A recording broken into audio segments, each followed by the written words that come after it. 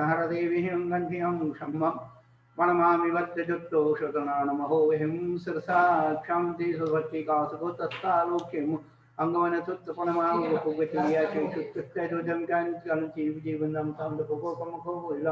शुभैगमनं समाहिमनं निर्गुणसम्पत्तियोर्मध्यम् अथ प्रणिस्वाध्यायविशापनक्रिया गुरुवाचार्यानुकरण सकलपुरुषार्थं वा पूजावन्दासं श्री आचार्यवक्तिका सर्वं करोम्यहम्।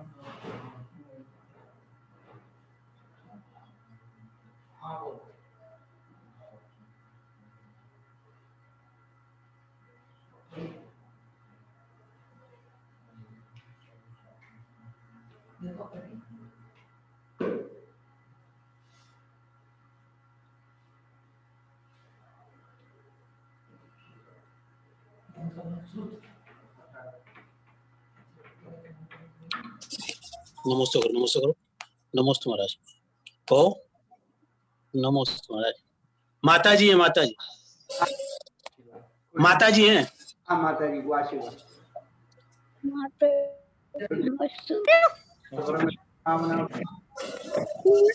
जी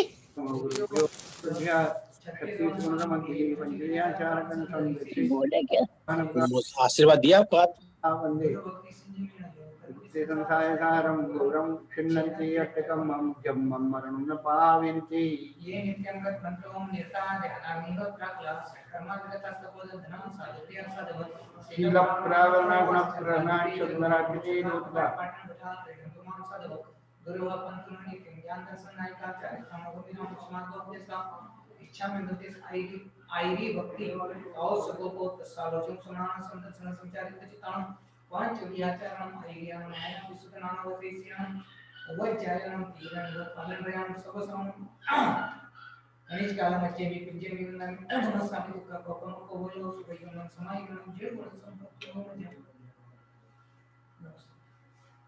जीवमजीवं तत्त्वं जिनवरवसेन जेन दिच्छं देविन्दविन्दवन्दं वन्दितं सर्वदा।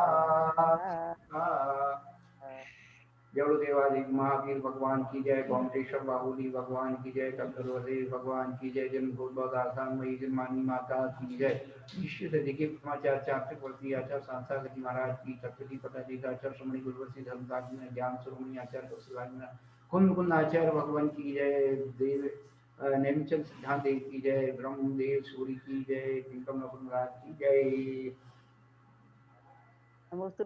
जय बोलिए प्रज्ञाश्रमण वालियों मुनि श्री अमित सागर जी महाराज की जय, समस्त मुनि संघ की जय। नमोस्तु गुरुदेव, नमोस्तु गुरुदेव, नमोस्तु गुरुदेव।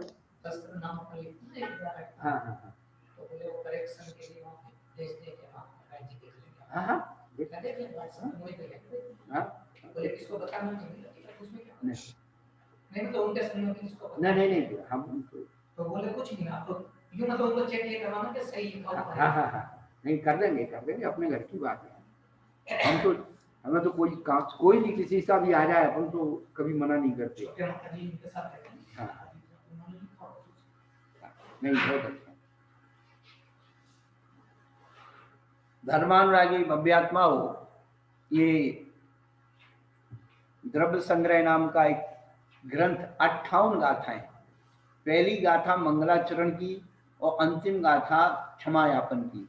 अब ये देखिए कि 58 गाथा में भी 56 गाथाएं बची, उसमें भी विज्ञप्ति की गाथाएं हैं जिनका उनमें विश्लेषण है। तो जीव द्रव्य के 9 अधिकार, अजीव द्रव्य के अधिकार और उसके बाद आश्रव बंध संबर आदि के ये 3-4 गाथाएं तो ऐसी विज्ञप्ति रूप है कि क्या कहना चाहते हैं, क्या समझाना चाहते हैं, तो और उसका फिर विश्लेषण है। तो हम जो है अपने दिमाग को लघु द्रव्य संग्रह बना लें, दिमाग में द्रव्य संग्रह का मैटर जो है अपलोड कर लें कि किस क्रम से हमें चलना है। हम बार बार इसलिए दोहराते हैं कि मंगलाचरण में 2 ही द्रव्य के, जीव और अजीव द्रव्य, वो भी किसने बताई? उन जिनेंद्र भगवान ने। जिनेंद्र भगवान भी कैसे हैं?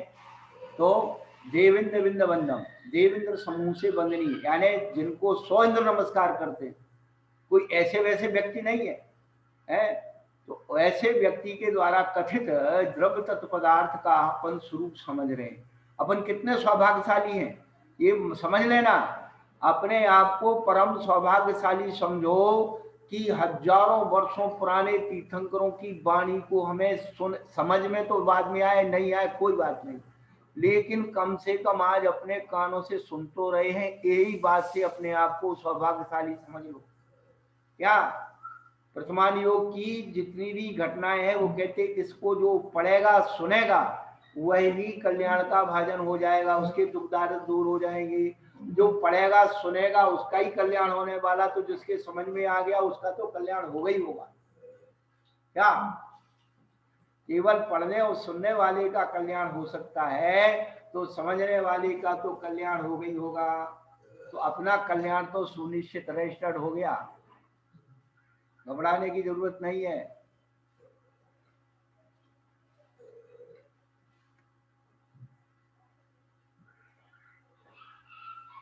इसलिए कभी ये मत समझो, कभी ये मत सोचो हमको समझ में नहीं आता है, हमें याद नहीं होता है, हमें फलाना नहीं, कुछ नहीं। जो भी पहली बार सुनेंगे कुछ भी समझ में आने वाला नहीं है, पहली बार सुनेंगे कुछ भी याद होने वाला नहीं है, लेकिन धीरे धीरे धीरे धीरे समझ में भी आएगा और याद भी। समझ में आ गया तो याद हो गया, बस सीधी बात है। हम कभी याद नहीं कराते, हम समझाते हैं। पढ़ाना और समझाना, पढ़ाई और समझाने में क्या अंतर है?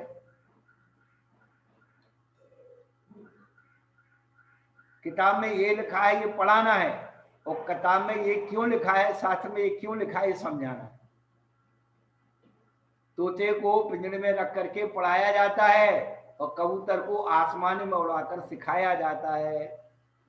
तो हमें रट्टू तोते नहीं बनना, हमें बनना है, सीखना है, समझना है, पढ़ना नहीं है। किताब में तो कोई भी पढ़ के सुना देगा ये लिखा ये लिखा, पर उसका रहस्य ये क्यों लिखा। तो जीव और अजीव मूल दो द्रव्य हैं। अब जीव और अजीव के स्वरूप को, जीव को 9 अधिकारों में बताया, अजीव के 5 जो लक्षण हैं उनका विश्लेषण किया। उद्गल कितनी पर्यायों में प्राप्त होता है, धर्म अधर्म के स्वरूप क्या है, आकाश काल के स्वरूप क्या है, परमाणु का अस्थिकाय का स्वरूप क्या है। फिर जीव और अजीव की जो लड़ाई है वो आश्रम वन संबंध निद्रा मोक्ष पुण्य और पाप में है, और उसको फिर प्राप्त करने के लिए, जीतने के लिए रत्नत्र है, रत्नत्र को धारण करने वाले साधु हैं, और ये सीख चल रही है। बताइए आप, संक्षेप की पूरी तरफ संग्रह, एक चार्ट में पूरी तरफ संग्रह हो।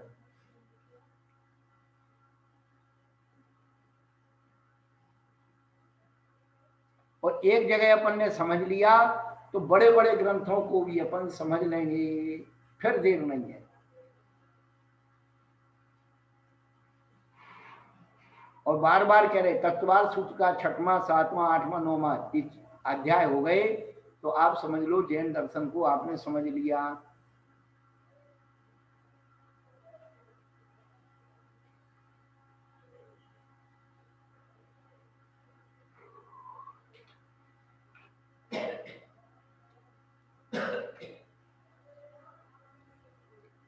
यहां पर पंच नमस्कार महामंत्र के बारे में बताया जा रहा है कि नमोकार मंत्र में कितनी गहराई है, नमोकार मंत्र कितना महान है, नमोकार मंत्र की क्या शक्ति है। नमोकार मंत्र ही ऐसा मंत्र है जो सिद्ध किया हुआ मंत्र है। नमोकार मंत्र ही ऐसा मंत्र है जो जीवंत मंत्र है, क्योंकि जीवंत पंच परमेश्वरी को नमस्कार किया है। चेतन मंत्र है, वो चेतना का मंत्र है, पूरी ज्ञान शक्तियां, पूरी जो शुद्ध शक्तियां उसके अंदर भरी।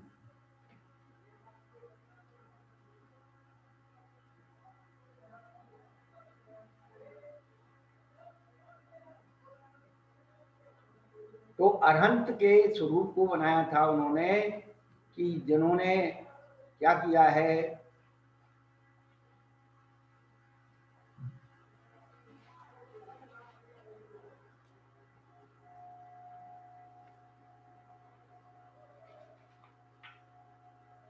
नट्ठ चरु भाई कमो,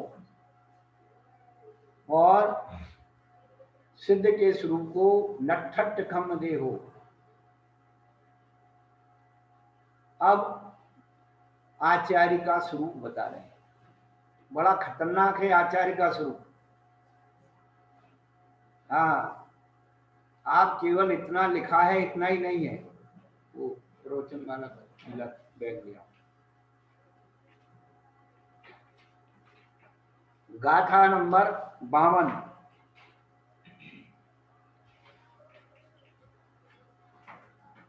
दंसन नाने पहाने वीर्ये चारित्य वर्तवायारे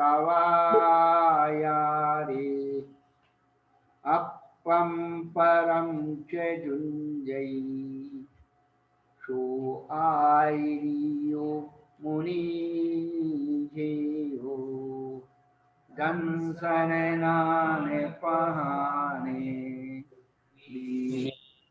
चारित्रवर्तवायारे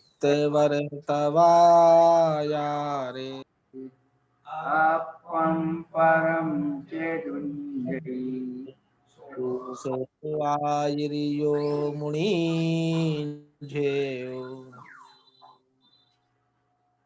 आचार्य भगवान कैसे होते हैं?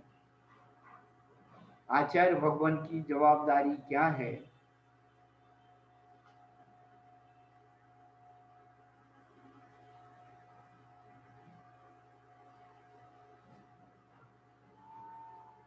प्रातः काल सर्वार सिद्धि में भी आचार्य का विशेषण बताया था। अभाग विसर्गम बक्षा लूपयंतम युक्ति आगम कुशलम परहित। परहित, हाँ, परहित एक कार्य आर्य निषेव्यम कार्यम आर्य निषेयम कार्य मार्य निषेव्यम। ऐसे आचार्य यहाँ भी आचार्यत्व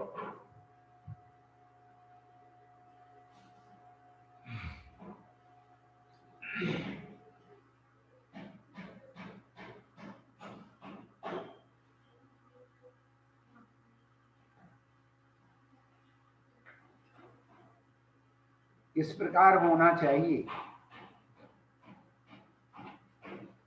आचार्यत्व की जिम्मेदारी क्या है? आचार्य का स्वरूप क्या है?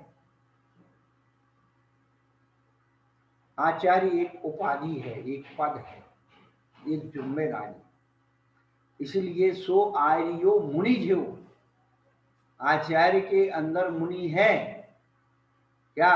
लेकिन मुनि के अंदर आचार्य हो या नहीं हो जरूरी नहीं। लेकिन आचार्य भगवान मुनि रूप ही मिलेंगे।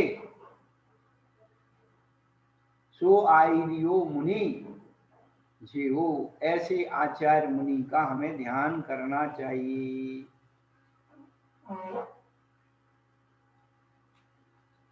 तो आचार्य की आवश्यकता क्यों है? अरहंत राग देश से रहित हो गए, सिद्ध परोक्ष हो गए।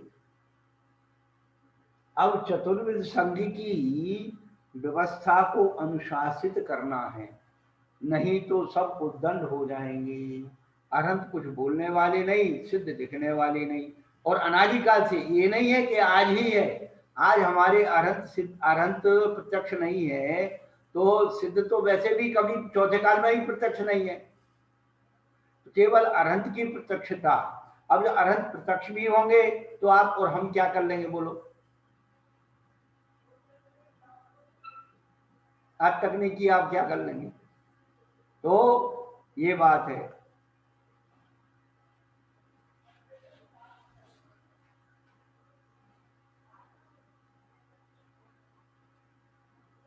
तो आचार्य जो होते हैं वो क्या? चतुर्विध संघ के अनुशास्ता होते हैं, अनुशासन प्रति होते हैं। बड़ा उत्तरदायित्व होता है चतुर्विध संघ को निभाना।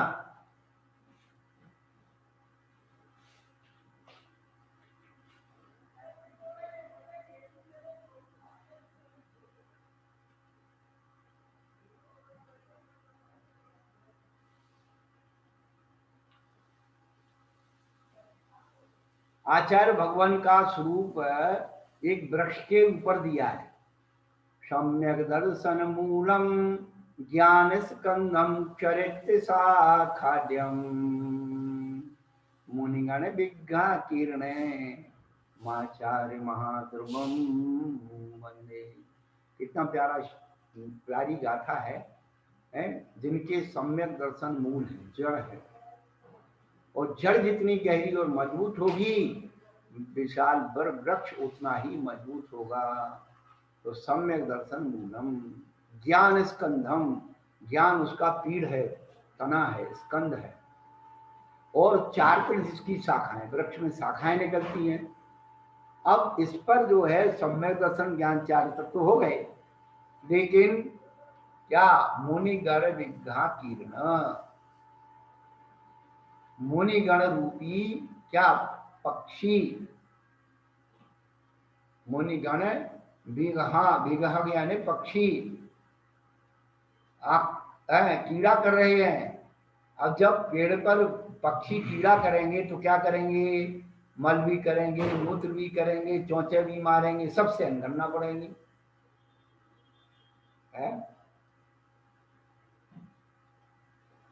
हल्ला भी मचाएंगे। मुनिगण विज्ञा कीर्णे माचार्य महाध्रुवम वंदे, ऐसे आचार्य महावृक्ष को हमारा नमस्कार है। जैसे आप लोग घर गृहस्थी में सब कुछ सहन करते हैं, अपने बच्चों की, रिश्तेदारों की, पत्नी की, पति की, सास की, बहू की, सब की सहन करते हो, ऐसे ही महाराज जी भैया सबकी सहन करना पड़ती है। ऐसे फोपट में थोड़ा ही हो जाएगा।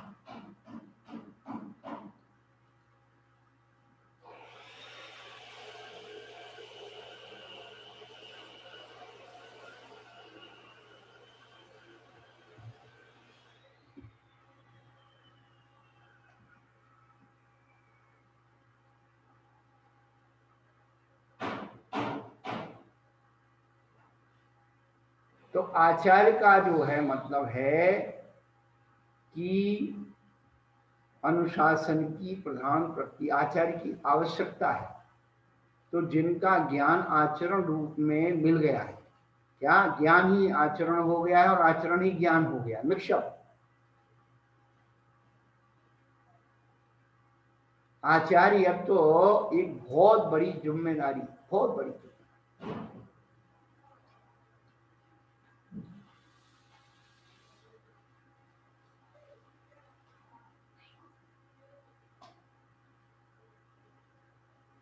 तो आचार्य भगवान के 36 मूल गुण होते हैं।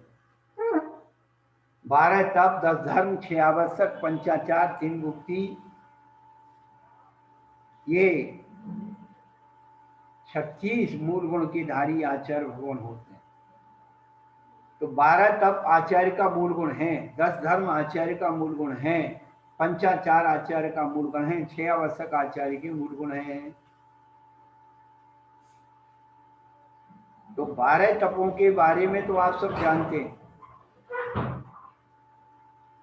और आचार्यों के भी बहुत सारे प्रकार होते हैं। क्या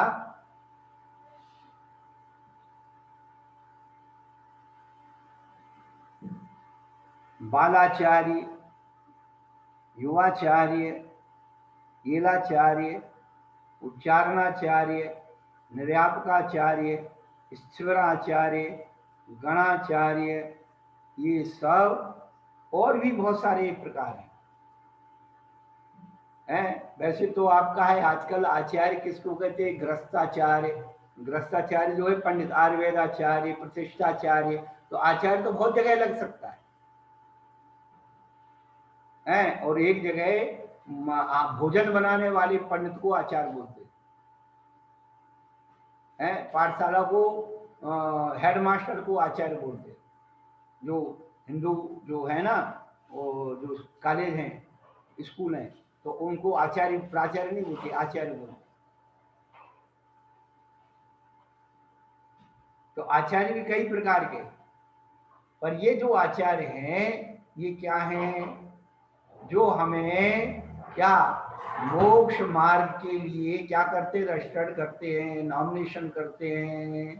ये है हमारी योग्यता इस मोक्ष मार्ग पर चलने की है या नहीं है, इस बात का नॉमिनेट करते हैं, सर्टिफिकेट देते हैं। नमोस्तु गुरुदेव। गुरुदेव प्राचार्य जी कौन होते हैं? आचार्य और प्राचार्य में क्या फर्क है? प्रा उपसर्ग लगा हुआ है, प्रा उपसर्ग लगा के प्राचार्य, प्रकृष्ट आचार्य। प्राचार्य और आचार्य में केवल एक उपसर्ग का फर्क है जी। तो ऐसे बोलने चलने में दोनों में क्या फर्क रहेगा? एक प्रधानाध्यापक और एक अध्यापक, ऐसा क्या? नहीं, वो प्रधान अध्यापक, वो प्राचार्य, प्रधान, और ये सारे विशेषण है उसके विशेषण। जैसे निर्यापकाचार्य है या उपाचार्य, इलाचार्य, उच्चारणाचार्य, निर्यापकाचार्य, शिवाचार्य, गणाचार्य है, ऐसे ही उनकी प्रधानाचार्य प्राचार्य जो है, ये सब क्या है, उपसर्ग है, विशेषण। जी जी। नमो। जिम्मेदार व्यक्तित्व, प्राचार्य आचार्य का मतलब है मोक्ष मार्ग के जिम्मेदार व्यक्तित्व।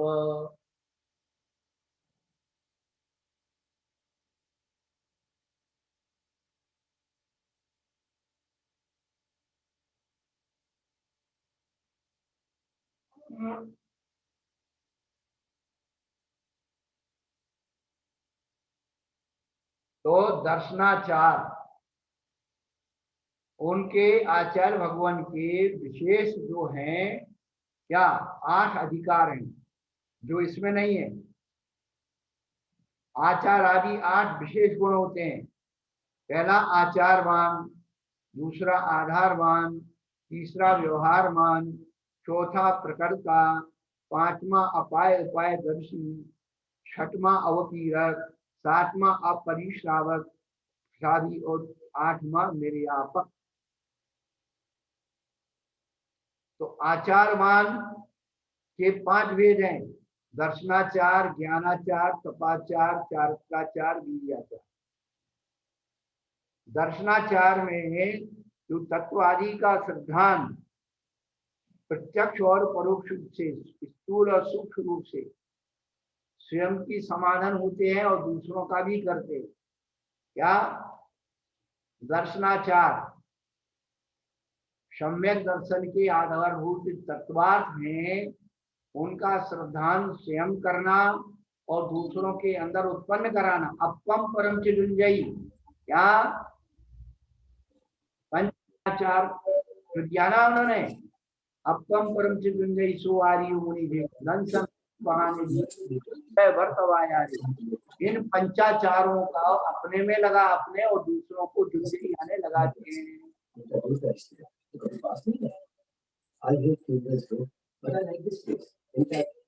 हाँ,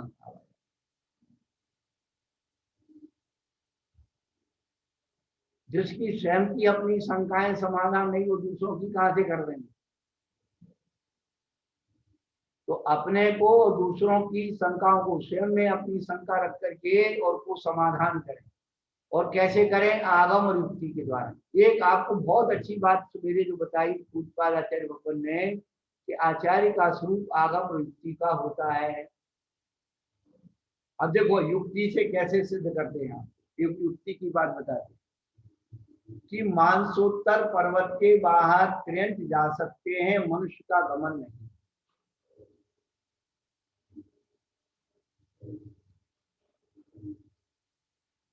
यदि मानसोत्तर पर्वत के बाहर मनुष्यों का गमन हो जाए तो क्या बाधा होगी? तो मानसोत्तर पर्वत के अंदर अंदर 2.5 दीप में मनुष्यों का गमन है। 2.5 दीप में कहीं से भी मोक्ष जा सकते, 2.5 दीप के बाहर से मोक्ष नहीं होता। पर त्रियंच का जीव जा सकता है, मनुष्य नहीं जा सकते। कितनी सूक्ष्मता है। यदि मनुष्य जाए तो क्या बाधा है? अनवस्था दोष उत्पन्न होगा। मान लो मान लो किसी मुनिराज को किसी देव ने 2.5 दीप के बाहर डाल दिया,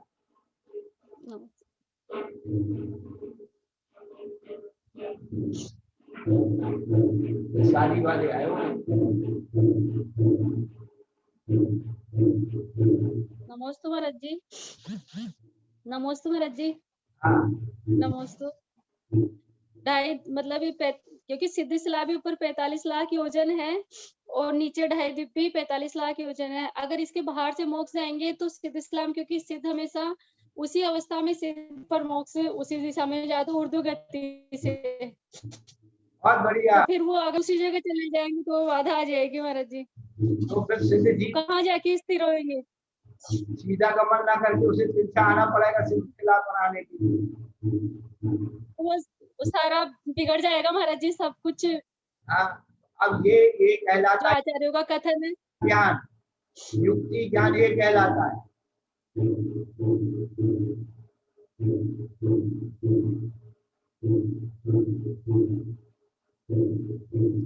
नमोस्तु महाराज।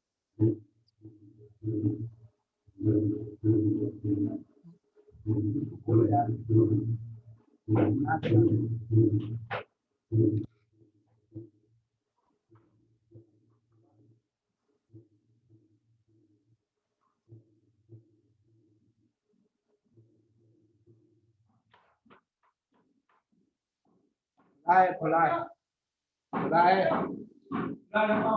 धक्का लगाओ, धक्का जोर से। हाँ, हाँ, हाँ।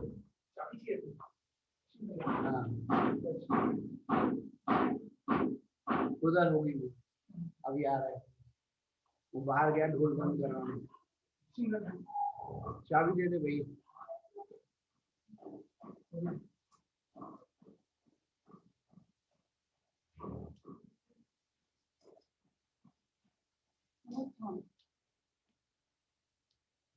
तो कितनी युक्ति से, अब आपको शास्त्र में कहाँ लिखा है, कौन से आगम में लिखा है? अब ये अनवस्था दोष, क्या जो प्रमाण शास्त्र में नहीं मिलता उसे युक्ति से सिद्ध करना, तर्क से सिद्ध करना, उसे युक्ति कहते हैं। तर्क का नाम, दूसरा नाम युक्ति है। ऊहापोह है क्या? तर्क का दूसरा नाम युक्ति है, ऊहापोह है। तर्क वितर्क को ऊहापोह कहते हैं। तर्क के ऊपर तर्क करना वितर्क, वितर्काशुतम।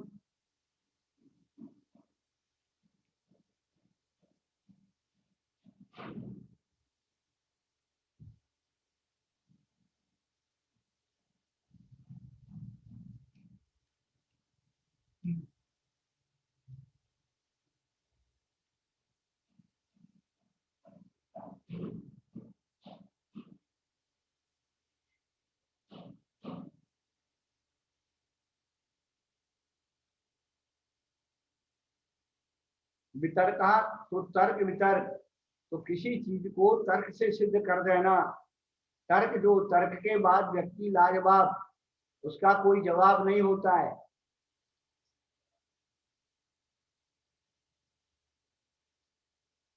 तो जीवादी पदार्थों का श्रद्धांत स्वयं में प्रत्यक्ष और परोक्ष, स्थूल और सूक्ष्म, इन सबको युक्ति से सिद्ध करना, ये दर्शनाचार है। सम्यक दर्शन के जितने भी साधन हैं उनके प्रति आस्था को दृढ़ करना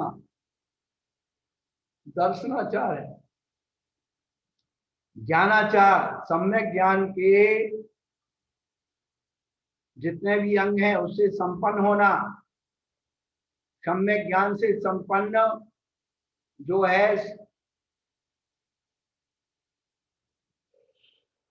ज्ञानाचार है, यानी स्वा समय और पर समय के ज्ञाता होना। क्या ज्ञान का मतलब इतना ही नहीं है, गाथा रट के बता दी, ग्रंथ रट के बता दिया, सूत्र रट के सुना दिया, ये नहीं। स्वा समय पर समय के ज्ञाता, सम्यक ज्ञान के 8 अंगों का पालन करने वाले, नमोस्तु गुरुदेव। हाँ, गुरुदेव किस चीज के ज्ञाता समझ में नहीं आया दोबारा। स्व समय पर समय। इससे आशय क्या समझना चाहिए गुरुजी। स्व समय यानी आपके जितने जैन ग्रंथ है उनको पढ़ने वाले और अन्य धर्मों के ग्रंथों के भी जानकार होते हैं। जी आपको कह दिया कि आप अन्य दर्शन के साथ नहीं पढ़ सकते, लेकिन जब साधु बन जाते हैं तो सभी धर्मों के शास्त्रों को पढ़ना बताया है। जब वो सब धर्मों के साथ जी। तब उनकी मान्यताएं जानेंगे, उनका खंडन करेंगे, अपनी बात का मंडन करेंगे, और नहीं पढ़ेंगे तो क्या करेंगे। जरूरी है। जी नमोस्तु गुरुदेव। तो तत्काल के समयों को पढ़ने वाले स्व समय यानी जो भी जैन ग्रंथ हैं आगम है उनको तो पढ़ते ही हैं। रामायण, महाभारत, बाइबल, कुरान, गुरु ग्रंथ साहब सबको पढ़ते हैं।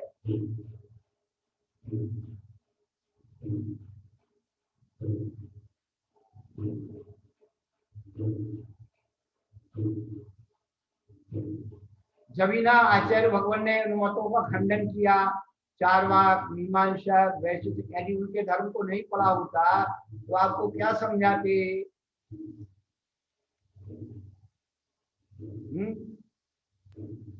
जी गुरुजी नमोस्तु गुरुदेव। आपकी शंकाओं को कैसे समाधान करते।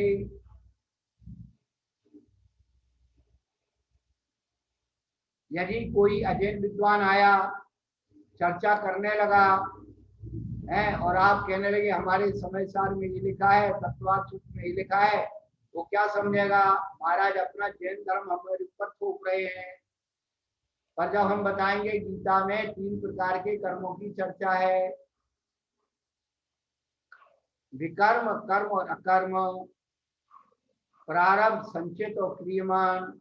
हम गीता का अवलंबन लेंगे तो वो क्या समझेगा, महाराज ने गीता पढ़ी है। पर जैसे गीता में ये कहे हैं वैसे ही जैन सिद्धांत में उनको क्या कहा, अशुद्ध, शुभ, अशुद्ध।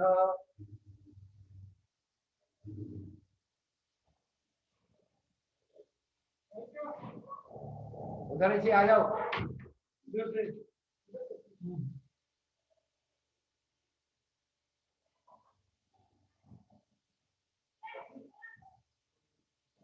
है और बंद हो जाए उस सब तो नाम बदल दिए, प्रारंभ, संचित, क्रियमान, बंद हो जाए सब तो नाम बदलने से काम नहीं बदल जाएगा। लोकोपचारात् ग्रहण सिद्धि।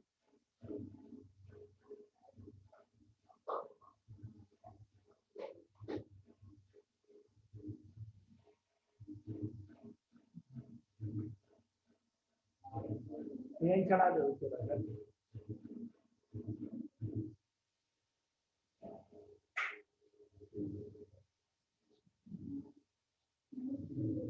तो ज्ञानाचार आदि में, सम्यक ज्ञानाचार में स्वास्थ्य समय के पर समय के ज्ञाता होना। एक घटना घटी कि पूज्य 4 चक्रवर्ती आचार्य शांतागर महाराज सन 1925 में श्रवणबेलगोल जा रहे थे। वहां पर रास्ते रास्ते में वैष्णवों के, शैव लोगों के बहुत बड़े बड़े मठ, एक मठ में ठहरे हुए थे महाराज, और कुछ वैष्णव शैव लोग आकर के बैठ गए। और उन्हें जो सुन रखा है, पढ़ रखा है, वो ही बताते हैं, पूछते हैं। तो उन्होंने पूछा, महाराज जी सम्यक दृष्टि किसे कहते हैं, मिथ्या दृष्टि किसे कहते हैं। तो महाराज जी तो समझ गए। यदि अब ये कह रहे हैं कि कुगुरु को देव को शास्त्र को मानना मिथ्या दृष्टि है और देव शास्त्र को मानना सम्यक दृष्टि है, तो झगड़ा हो जाएगा, इनकी आस्था को ठेस पहुंच जाएगी। आचार्य महाराज ने क्या कहा, जो अंदर देखे सो सम्यक दृष्टि और बाहर देखे सो मिथ्या दृष्टि। झगड़ा भी नहीं हुआ और अपनी बात भी कह दी।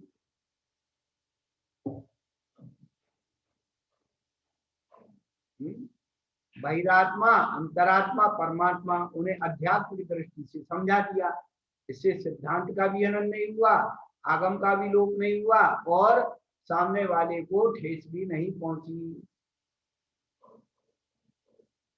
तो गुरु लोग कितने युक्ति से और आगम से किसी शंका का समाधान कर देते हैं। तीसरे नंबर पर तपाचार, 12 प्रकार के तपों को तपना, 12 प्रकार के तपों से युक्त होते हैं।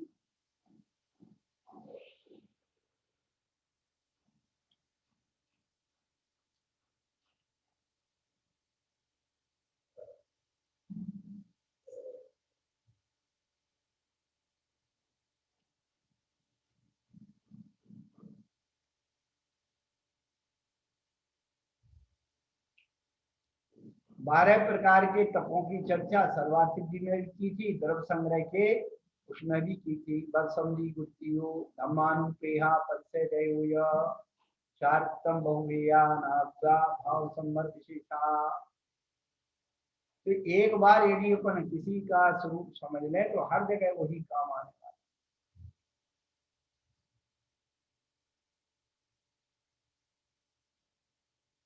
चौथे नंबर पर चारित्राचार। तो जिस चारित्र को अपन क्या कहते हैं, शिथिलाचार, या चारित्र को नहीं पालना, उपेक्षा करना शिथिलाचार है। अब शिथिलाचार की परिभाषा क्या है? एक एक व्रत की जो 5-5 भावनाएं हैं, उन 5-5 भावनाओं के स्वरूप को नहीं समझना, वह है शिथिलाचार। क्या? अहिंसा व्रत की 5 भावनाएं हैं, यदि हम अहिंसा व्रत की 5 भावनाओं को नहीं पालते हैं तो वह वास्तव में शिथिलाचार है अहिंसा व्रत का। अशुभ बोलते हैं, अशुभ सोचते हैं, ईर्ष्यापद नहीं करते हैं, देख सोच करके रखते उठाते नहीं है, और अलौकिक पान भोजन नहीं है, यही शिथिलाचार है। अब बताओ क्या करें शिथिलाचार की परिभाषा? जो लोग कहते हैं शिथिलाचार, शिथिलाचार को मत मानो, शिथिलाचारी को मत मानो, तो जो अशुभ बोल रहे हैं तो वो खुद ही शिथिलाचारी है। क्या? अशुभ बोलने वाले स्वयं शिथिलाचारी है। उन्हें तो हित मित प्रिय वचन बोलना चाहिए, और जो कमजोर है उसके प्रति प्रोत्साहन देकर। अभी आगे पूरे 10 जो 8 बचाए ना विशेष गुण, तो कमजोर को प्रोत्साहन करके उसे अपने बराबर बनाने की कोशिश करना चाहिए, है उसको, और कमजोर कह के और उसको डिप्रेशन में लाना, उसका अनादर करना, तो ये कौन सा आचार है भाई?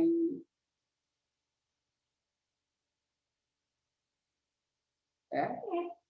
कोई बात नहीं, अभी तो इतने नंबर लाया है, थोड़ा और प्रयास कर, थोड़े और आ जाएंगे।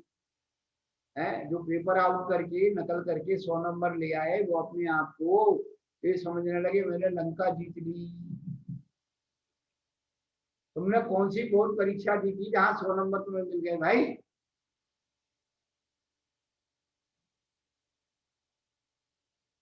और ये चीजें जो है आप श्रावकों को सिखा रहे हो।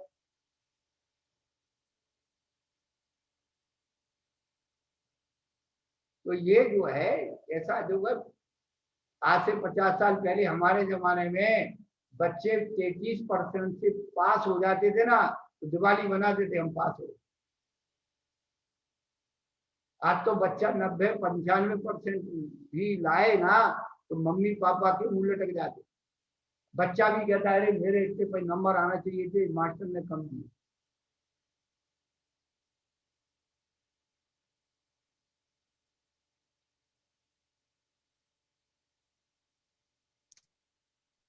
नमोस्तु महाराज जी।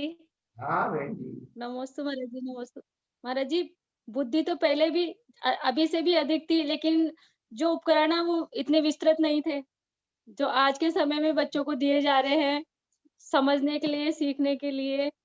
वो उस जमाने में थे ही नहीं महाराज जी। तो जो अल्प में भी उस चीज का महत्व पूरा समझ लेना, उस समय वो चीजें थी महाराज जी। समझ उतनी ही थी। आज भी बच्चों की जितनी समझ है, मूल को आज भी समझते हैं महाराज जी। वो कम पढ़ के भी महाराज जी पूरा मूल समझते थे। हाँ, तो जिनके एक एक व्रत की 5-5 भावनाओं से शिथिल हैं वो शिथिलाचार है। क्या? एक एक व्रत की 5-5 भावनाओं से शिथिल हैं वो शिथिलाचार है। क्या? आचरण की शिथिलता, अशुभ बोलना, अशुभ सोचना, ईर्ष्यापत नहीं चलना, बिना देखे सौदे रखना उठाना और आलोकित पान भोजन का पालन नहीं करना।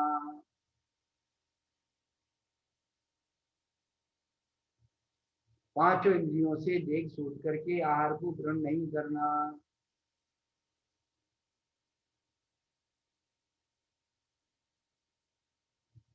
बार बार कहते हैं शरीर के अनुकूल भोजन करना संयम है और इंद्रियों के अनुकूल भोजन करना संयम है।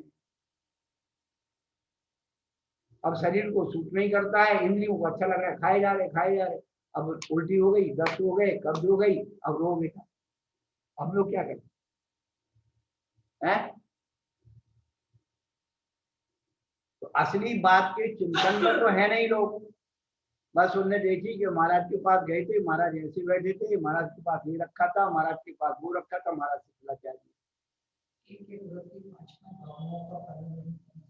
शुक्लाचार्य, क्योंकि मूल आचार जो है इन भावनाओं के साथ होता है, व्रत वही है जो भावनाओं के साथ।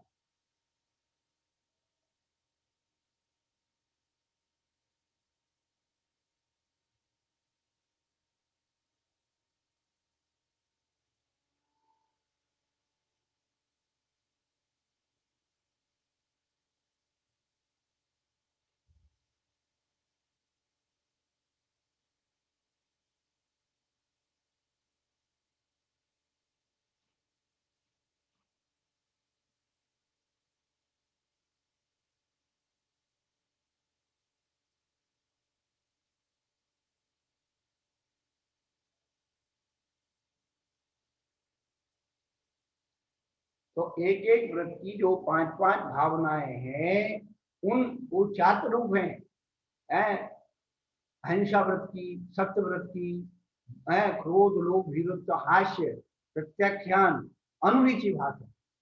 अब आगम को तुम तोड़ के मरोड़ के बोल रहे हो, इस बात तो झूठ बोल रहे हो, अपनी बात को कुतर्क सिद्ध कर रहे हो, ये आपका चारित्र नहीं है। साधर्मी का अपमान करना, माइक में चिल्लाना, ये जो है चारित्र नहीं है। साधर्मी में कोई कमजोरी हो उसके पास जाओ या उसे बुलाओ और उसको समझाओ, भैया देखो तुम कितने बढ़िया हो। हमको भी बहुत लोग मिलते हैं, हमारे गुरु लोग मिलते हैं, हमें सागर तुम बहुत अच्छे महाराज हो, लेकिन एक शिकायत आपसे, आप जिद्दी बहुत। भैया हम काय बात की जिद्दी है, हमें कौन सी को चाहिए भाई, सत्य बात कहने में जिद लग रही हो तो वो लगने दो। आचार्यों की बात को हम सिद्ध करते हैं, जिद्दी है तो लगने दो। हम जड़ हैं, हम ढीठ नहीं। ढीठ व्यक्ति गलत बात को सिद्ध करने में रहता है और दृढ़ व्यक्ति सच्ची बात को कहने में संकल्पबद्ध रहता है। जो दृढ़ होता है क्या, वो मृत्यु से भयभीत नहीं होता।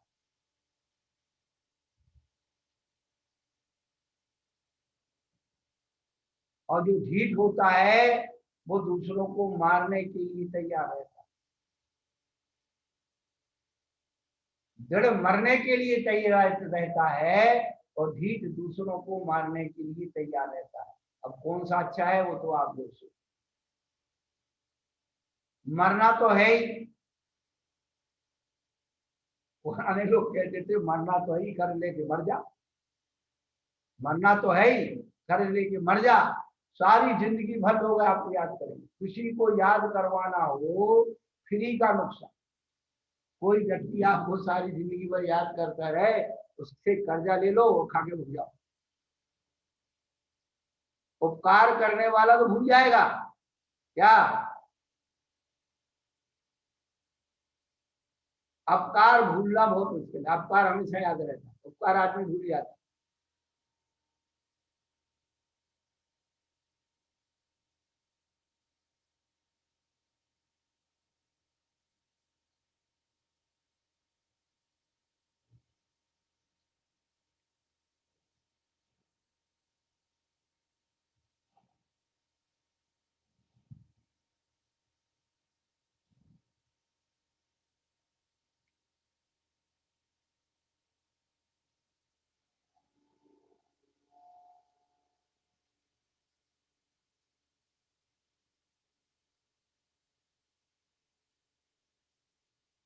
तो चार जो एक एक व्रत की 5 भावनाएं हैं, उनका परिपालन अंदर में निरंतर भावनात्मक तरीके से करना।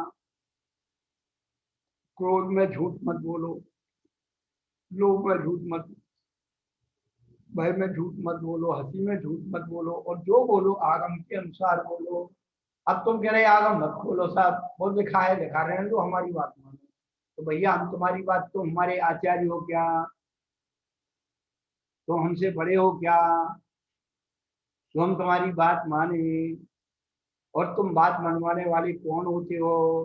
तुम्हारी घरवाली तुम्हारी बात नहीं मानती, तुम्हारे बच्चे तुम्हारी बात नहीं मानते, तो हमसे बात मनवा रहे हो? अरे राम राम राम, नमो हरिहंसा।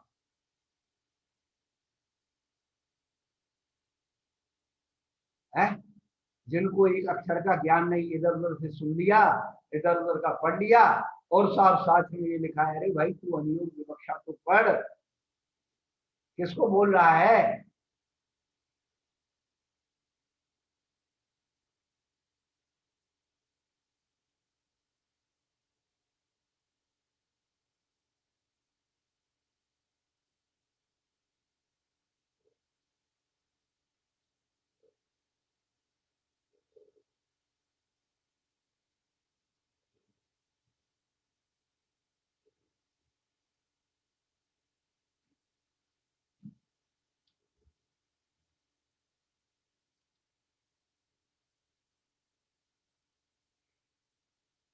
तो और वीर्याचार, वीर्याचार है, वीर यानी शक्ति, शक्ति का आचरण करना, यानी 22 परीक्षाओं को, उपसर्ग आदि को जीतने की अपने अंदर क्षमता पैदा करना, या अपने अंदर उपसर्ग और परीक्षाओं को सहन करने की क्षमता पैदा करना वीर्याचार। रो के नहीं बैठना, किसी ने कुछ कह दिया रोने बैठ गया है।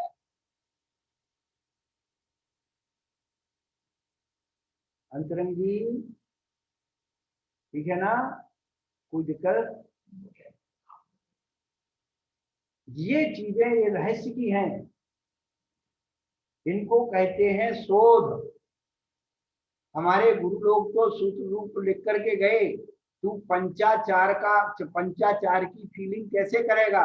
तेरे सामने दर्शन संबंधी, सम्यक दर्शन संबंधी कोई व्यक्तित्व आता है, उसकी शंका का समाधान स्वयं के अंदर होती है या पर के अंदर होती है या दोनों में होती है, उसका निराकरण कैसे करेगा? आगम से, युक्ति से, न्याय से, व्याकरण से कैसे करेगा? ये करके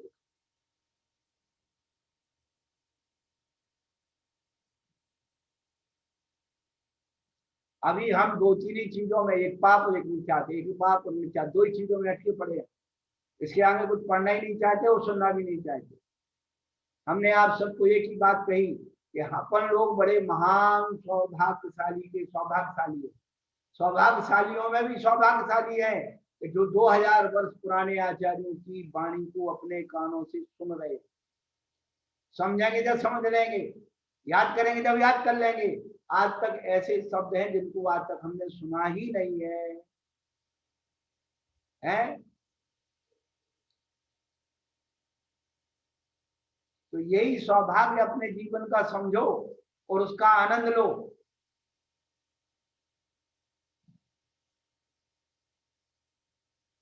हमारी एक बहन जी है जयपुर में, श्वेता जी, उन्होंने नया नया अभ्यास शुरू किया। तो एक बहन जी बोल रहे आगम में कहाँ है, ये फलाना कहाँ है, ढूंगा कहाँ है, वो धीरे उनको प्रताड़ना करती।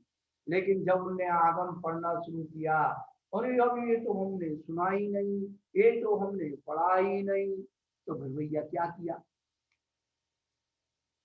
दूसरे के ज्ञान को आक्षेपित कर देना आसान है, इधर उधर का कचरा इकट्ठा करके दूसरे के दिमाग में डाल देना आसान है, लेकिन दूसरे के दिमाग की सफाई करना बहुत कठिन है? बच्चे क्यों पिटते हैं? कचरा फैला दिया, बच्चे क्यों पिटते हैं? तुझे पता है सफाई करने में कितनी मेहनत लगती है? तूने 1 मिनट में कचरा फैला दिया है, क्या नमस्कार। फैलता है, होता है, लेकिन एक स्वाभाविक वृत्ति से होता है, जानबूझ करके खराब करते। तो कुछ लोग जानबूझ करके खराब करने वाले आज के जमाने में लोग हो गए, लोगों के दिमाग में कचरा डालने के सिवाय कोई काम ही नहीं करते। अरे भैया, उनके कचरा साफ करो दिमाग से, उनकी कचरा साफ करने की जिम्मेदारी है। वही तो आचार्य परमेष्ठी है जो दूसरों के दिमाग के कचरा को साफ करते हो, स्वयं के दिमाग में कचरा रखते नहीं।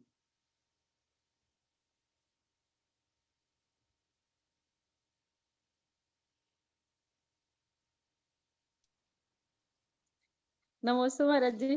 हाँ बहन जी। बिना झाड़ू बिना उपकरण के महाराज जी कचरा साफ करते हैं, और वो ऐसा साफ करते हैं कि फिर उस पे गंदगी नहीं आती महाराज जी वापस। हाँ, बिरले जीव होते बेटा, बिरले जीव। ये ध्यान रखना, सम्यक दृष्टि का मतलब ये नहीं कि आज ही सब 3 लोग का वैभव मिल जाएगा। ये जो अंदर की विशुद्धि, अंदर का जो ज्ञान, अंदर की जो चरित्रता इतनी विशुद्ध और निर्मल होती है कि वो 3 लोग की संपदा भी उसके सामने छुपी। बिल्कुल महाराज जी। रुचि नहीं है, सुलभ भी नहीं उठते हैं। क्या उन्होंने कहा है, सुलभ विषय की रुचिकर नहीं होते, वही सम्यक दृष्टि होता है। बिल्कुल।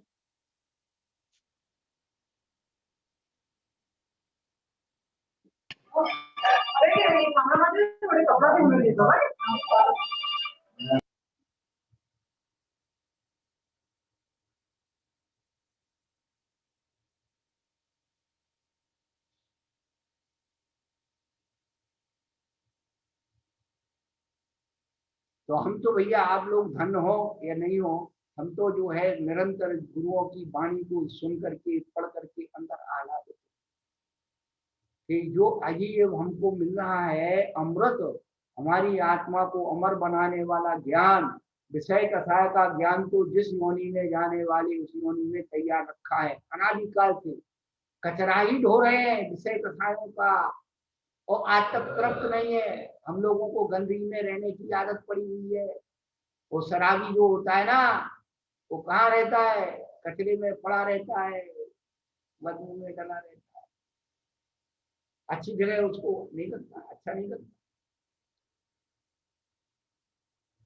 हम लोग जहाँ कहीं जंगल जाते हैं ना दूर दूर, वहाँ गंदगी, वहीं शराब की बोतलें बुनी बनती है, वहीं को नाच, वो ऐसी गंदी जगह बैठ करके शराब पीते और नाश्ता करते।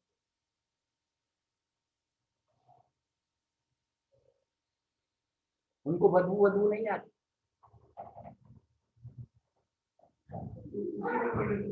है। हाँ,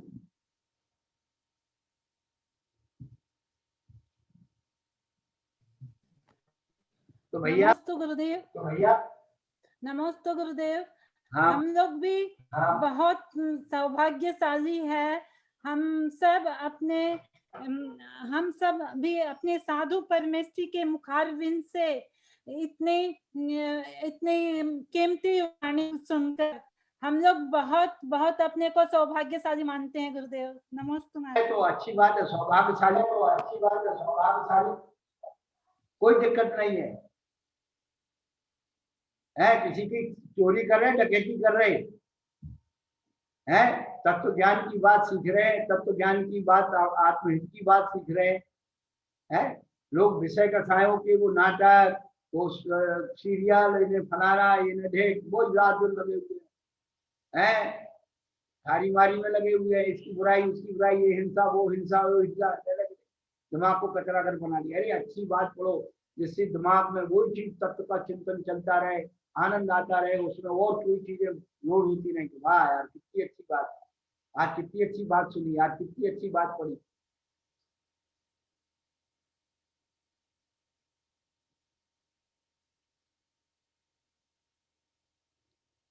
चलो बाले जी, भजन बोलोगे क्या? हाँ, बाले जी तैयार बैठी हैं आज चश्मा लगा के। बाले जी बहुत अच्छा भजन गाती हैं।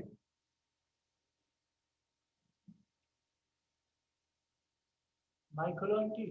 अब अभी जाहिर